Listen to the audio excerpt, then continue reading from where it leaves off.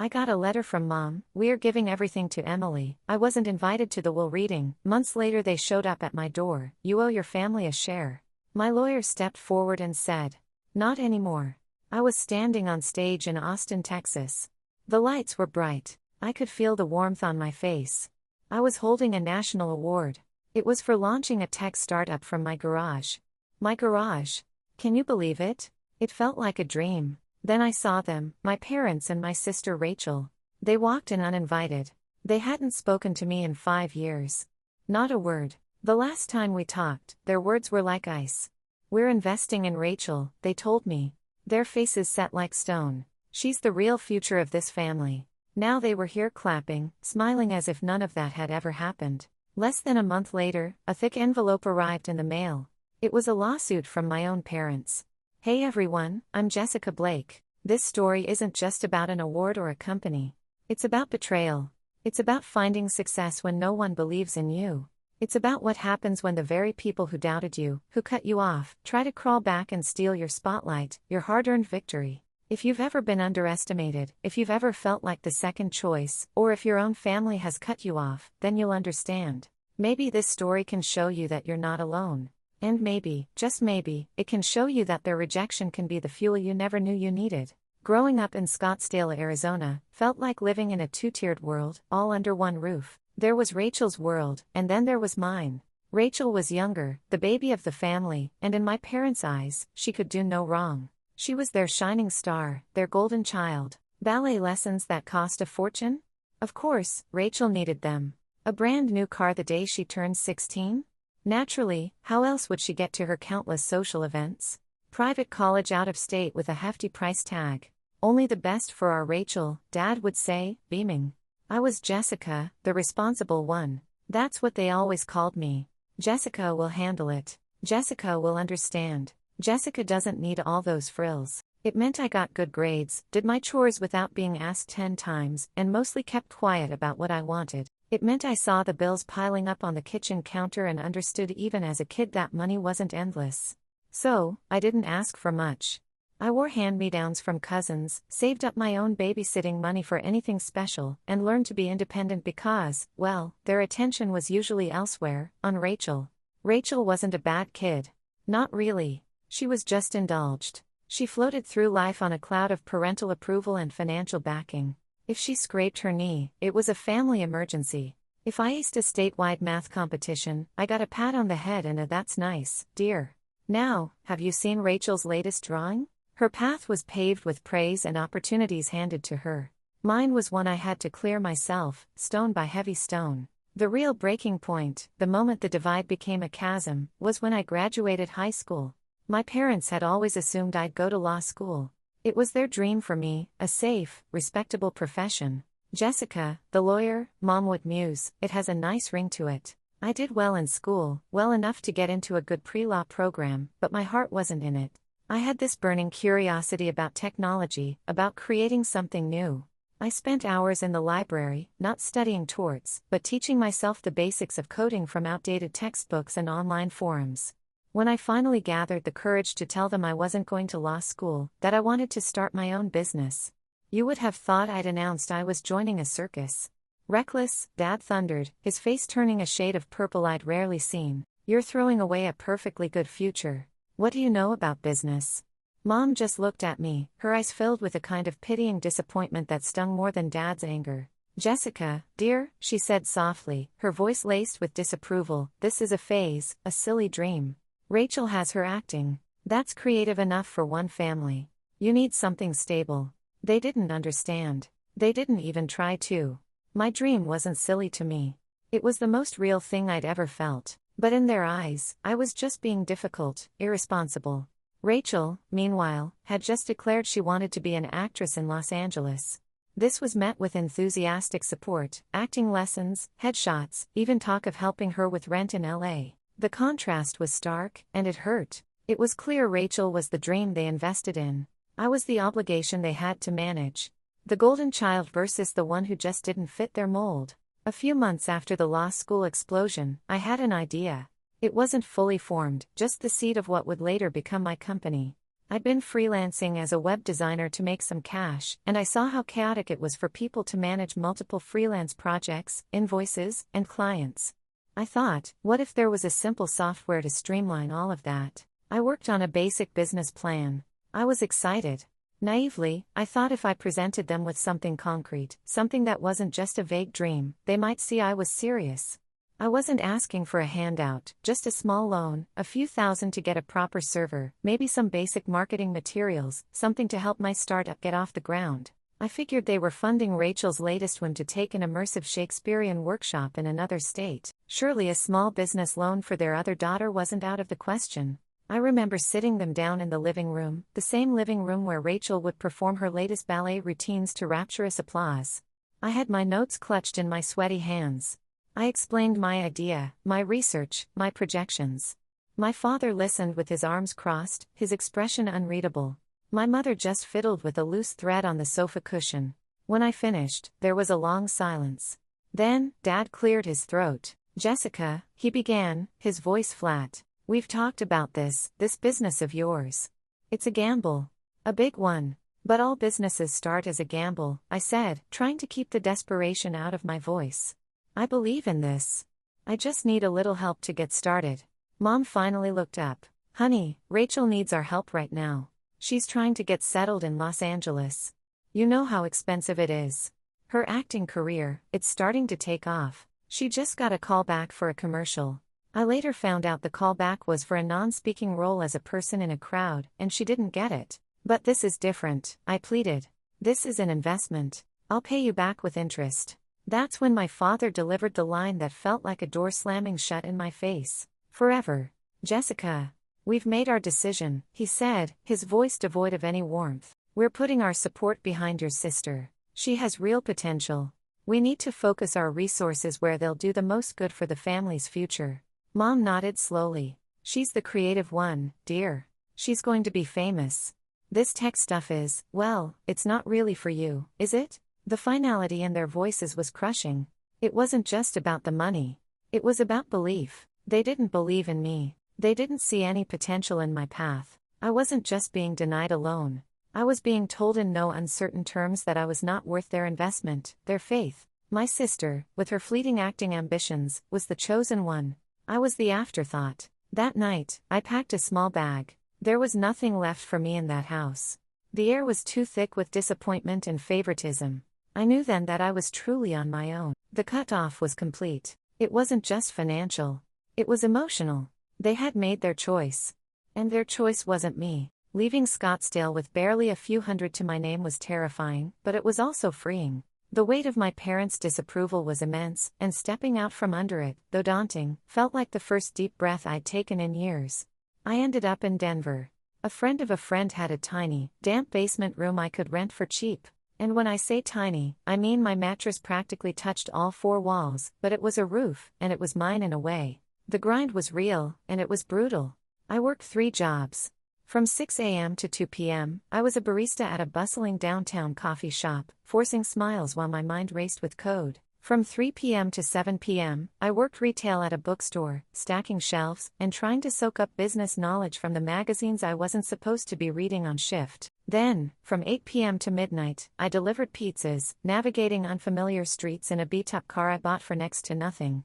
Every spare moment, every ounce of energy I had left went into my software. My office was that cramped basement room. I had an old laptop propped up on milk crates. I coded through the night, fueled by cheap coffee and an almost manic determination. There were so many times I wanted to give up. Times I was so tired I'd fall asleep with my face on the keyboard and wake up with an imprint of the letter G on my cheek. Times I'd stare at a bug in my code for hours, feeling utterly defeated. But then I'd remember my parents' words.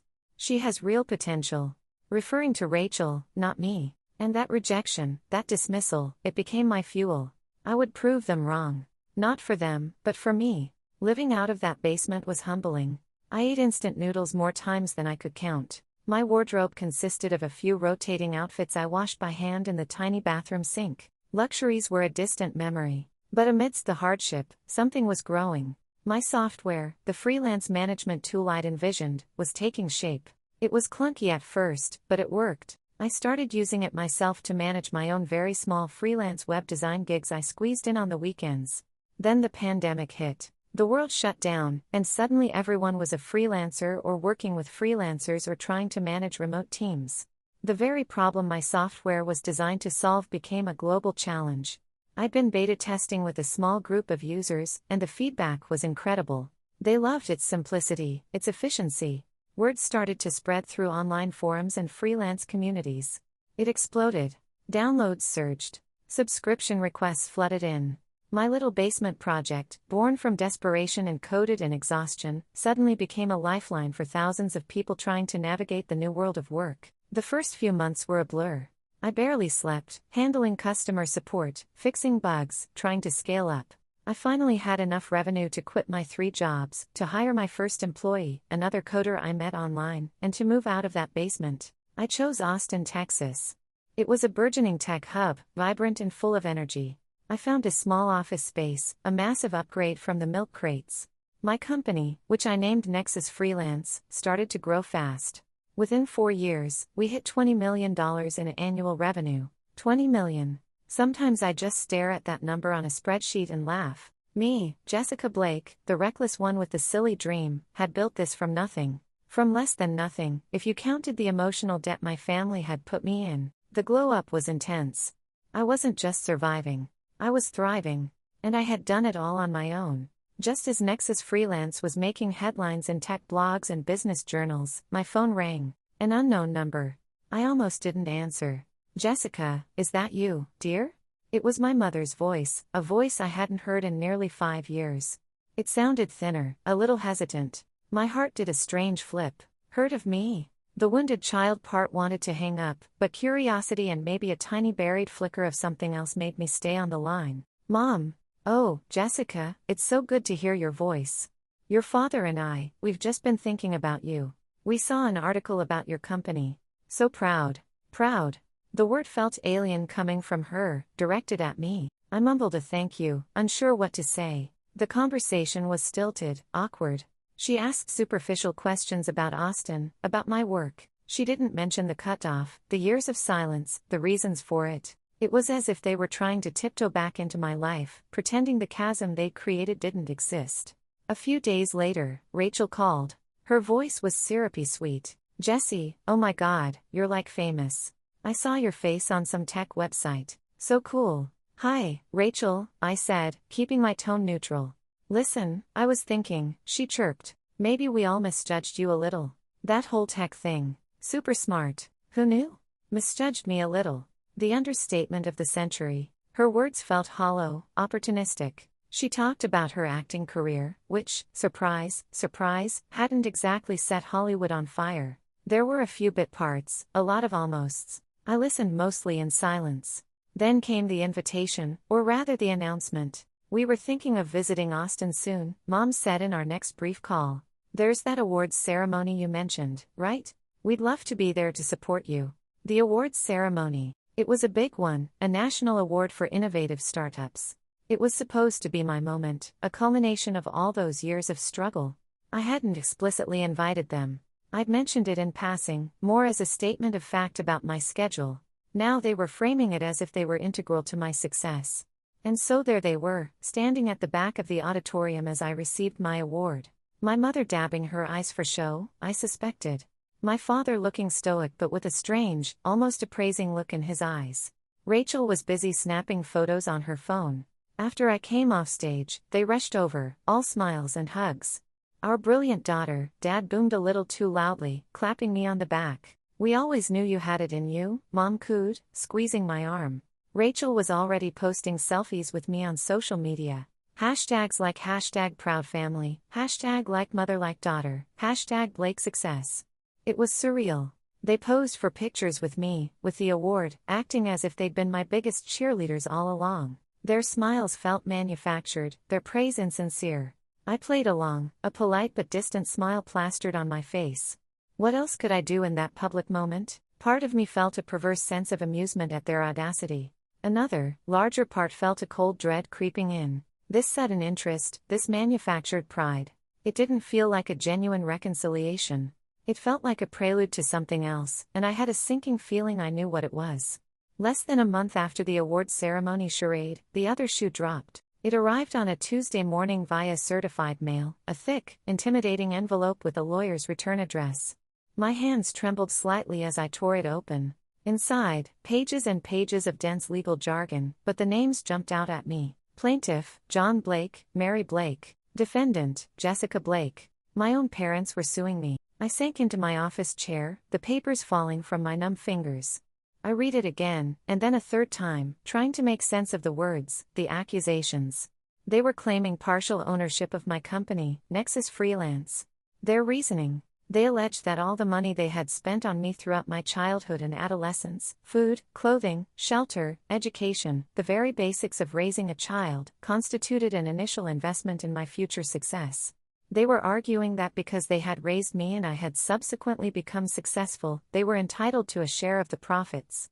They called it parental equity. Parental equity. The sheer audacity of it was breathtaking. The years of neglect, the blatant favoritism towards Rachel, the outright refusal to give me a small startup loan when I desperately needed it, the 5 years of complete silence, had all of that been erased from their memory, or was this their endgame all along? Had their sudden reappearance, the fake smiles and hollow praise at the awards ceremony, all been a calculated move? A cold anger, sharp and clear, began to replace the initial shock. This wasn't just about money. This was about rewriting history. This was about them trying to lay claim to something they had actively tried to discourage. They hadn't invested in my dream. They had dismissed it. They hadn't supported my struggle.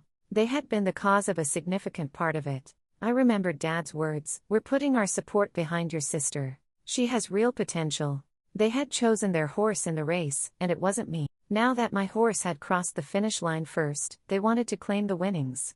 The lawsuit even included a section detailing Rachel's sacrifices in pursuing her acting career, implying that the family resources directed towards her were justified, while my reckless path had somehow unfairly benefited from their past, general parental duties, which they were now retroactively terming an investment. It was twisted. It was a perversion of what family, what parenthood was supposed to mean. The hurt was there, of course, a deep aching throb beneath the anger. To be betrayed by anyone is painful. To be betrayed so brazenly by your own parents, the people who are supposed to love and protect you unconditionally, was a wound that cut deeper than I could have imagined. But as I stared at the lawsuit, another feeling began to surface. Determination. They had underestimated me my whole life. They were underestimating me now. And once again, I would have to prove them wrong. The first thing I did was call a lawyer. Not just any lawyer, but the best corporate litigator in Austin. I explained the situation, my voice surprisingly steady as I laid out the years of history, the favoritism, the cutoff, their sudden reappearance, and now this outrageous lawsuit. Miss Davis, my lawyer, listened patiently, her expression becoming increasingly incredulous. "Parental equity," she finally said, a hint of disbelief in her voice. "I've seen some audacious claims in my time, Miss Blake. This is novel." "It's insane," I agreed. "But they're serious." "Then we will be too," she stated, her eyes firm. "Let's see what kind of investment they really made." And so began the process of dissecting their claim and their past. Ms. Davis and her team were meticulous. They requested full financial disclosures from my parents. What we uncovered was not just a history of parental obligation, but a clear, undeniable trail of preferential treatment and financial funneling, all directed towards Rachel. Thousands upon thousands of dollars had been poured into Rachel's acting career. There were payments for endless acting workshops, headshot sessions that cost more than my first car, rent for apartments in Los Angeles she barely stayed in, fees for industry showcases that led nowhere, even money for a spiritual retreat she claimed was vital for her artistic process. The documentation was damning: credit card statements, bank transfers, canceled checks, a relentless flow of cash towards one daughter, while the other was told there were no resources available for a modest business loan. But the most shocking discovery, the one that truly made my blood run cold, concerned Rachel directly. While sifting through digital records, my legal team found evidence that Rachel, with my parents' knowledge and likely assistance, had attempted to register a shell business with a name very similar to Nexus Freelance a few months prior, right around the time they had reconnected with me. Her plan, it seemed, was to try and confuse potential clients or investors, or perhaps even to somehow siphon off royalties or create a basis for a future claim should my company become even more successful. She had tried to use my name, my brand, my hard work for her own gain. The sister who I once thought was just indulged, just the recipient of unfair favor, was actively complicit in a scheme to undermine me. It was a betrayal on a whole new level. The hurt was immense, but it also solidified my resolve. There could be no half measures, no quiet settlements to make this go away. This had to be faced, and it had to be defeated publicly. Ms. Davis was brilliant. She compiled every piece of evidence, every email, every financial statement into an irrefutable narrative of neglect and opportunism. She prepared for court not just to defend against their claim, but to expose the truth of their actions. The parental equity argument was flimsy at best, almost laughable in a legal context. But the emotional toll it was designed to inflict, the attempt to gaslight me into believing they had some righteous claim to my success, that was the real venom in their attack. As we prepared, I found an old email, one I had saved, buried deep in an archived folder. It was from my mother, sent shortly after they'd refused my loan request and I'd left home. It was short, cold, and to the point. Finding it felt like uncovering the final crucial piece of evidence. This wasn't just about money for them anymore. It was about control, about trying to reassert their dominance over the daughter who had dared to succeed without them, even in spite of them. The courtroom clapback was ready. The courtroom was cold, sterile, not like the bright stage in Austin where I'd received my award. This room felt heavy with unspoken accusations and years of resentment. My parents sat at the opposing table, looking smaller and older than I remembered. Rachel was beside them, her gaze fixed on her hands, avoiding eye contact. For a moment, a flicker of the old pain, the old desire for their approval surfaced. I quickly pushed it down. That Jessica was long gone. Their lawyer presented their case first. He droned on about the sacrifices parents make, the unspoken contract of family, the idea that my success was somehow a direct, calculated return on their investment of raising me. He painted them as loving, supportive parents who simply wanted their due. It was a performance, and a poor one at that. The parental equity claim sounded even more absurd when spoken aloud in the solemnity of the court. Then it was Ms. Davis' turn. She was calm, precise, and ruthless. She laid out the financial records one by one, projecting them onto a large screen for the judge and everyone present to see. The thousands funneled to Rachel for her acting classes, her LA apartments, her spiritual needs. She contrasted this with their flat refusal of my modest loan request. She showed the emails where they dismissed my business idea as reckless. The courtroom was silent as she detailed Rachel's attempt to register the bogus company in my name, the dates aligning perfectly with their supposed reconciliation. I saw Rachel flinch, her face pale. My parents just stared ahead, their expressions hardening. Then Ms. Davis called me to the stand. My heart pounded, but my voice was clear. I answered her questions, recounting the years of being overlooked, the struggle to build my company from nothing, the shock of their lawsuit. Finally, Ms. Davis said, "Ms. Blake, do you have a copy of an email sent to you by your mother, Mary Blake, dated October 17, 5 years ago?" "Yes, I do," I replied, my hands steady as I picked up the printed sheet of paper.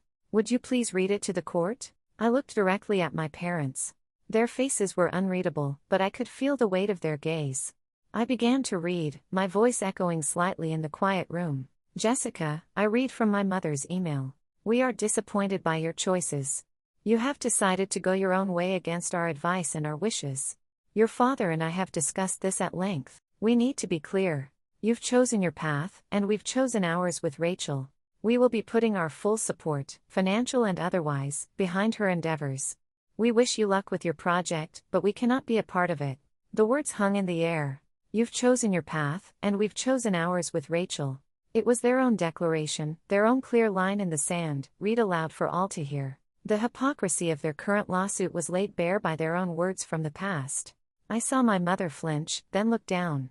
My father's jaw tightened. The judge, a stern-looking woman with intelligent eyes, had been listening intently. After a few more legal arguments, she called for a short recess before delivering her judgment. When she returned, it was swift. She dismissed my parents' lawsuit in its entirety. She called their claim of parental equity baseless and without legal merit. She even had some pointed words about the misuse of the legal system for what appeared to be a vexatious claim born out of familial discord rather than legitimate grievance. It was over. I had won. A wave of relief washed over me so profound it almost buckled my knees. Ms. Davis gave my arm a squeeze. As we walked out of the courtroom, I passed my parents and Rachel. They were huddled together, their lawyer speaking to them in hushed tones. My mother looked up, her eyes meeting mine for a fleeting second. There was no apology there, no regret, just a kind of dull, defeated anger. Rachel wouldn't look at me at all. I didn't stop. I didn't say a word. I just kept walking out of the courtroom, out into the sunlight, and I didn't look back. Walking away from that courtroom, I didn't feel triumphant. Not in the way you see in movies. There was no urge to gloat, no desire for revenge. What I felt was a quiet, profound sense of release. The final tie had been cut, not by me in anger, but by their own actions, their own greed. I didn't need revenge. I had learned a long time ago that holding on to bitterness only poisons yourself. What I needed, what I had fought for, was distance. The distance to live my own life on my own terms without their judgment or their attempts to claim what wasn't theirs. I needed success, not to prove them wrong, though that had been an early motivator, but to prove to myself that I could achieve my dreams, that my ideas had value, that I was capable and strong. And most of all, I needed peace. The peace that comes from knowing you stood up for yourself, that you protected what you built, and that you can finally close a painful chapter and move forward unburdened. My company continues to thrive. I'm surrounded by a team I respect, doing work I love. My life is full. The scars from my family are still there. Of course, some wounds never fully disappear, but they no longer dictate my happiness or my worth. They are just a part of my story, a reminder of where I came from and how far I've come. This experience taught me that sometimes the people who should be your biggest supporters can become your biggest obstacles. It taught me that family isn't always defined by blood, but by love, respect, and loyalty, things my parents and sister ultimately failed to show me. If this story resonates with you, if you've ever felt like the second choice, the underestimated one, or the black sheep in your own family, I hope you know you're not alone. Let this be a reminder that your worth isn't determined by their approval. Sometimes the greatest strength comes from walking away from what hurts you and building your own damn spotlight. What about you? Have you ever been the second choice in your family or had to fight for your own success against the odds they created? How did you turn that pain or that rejection into something powerful?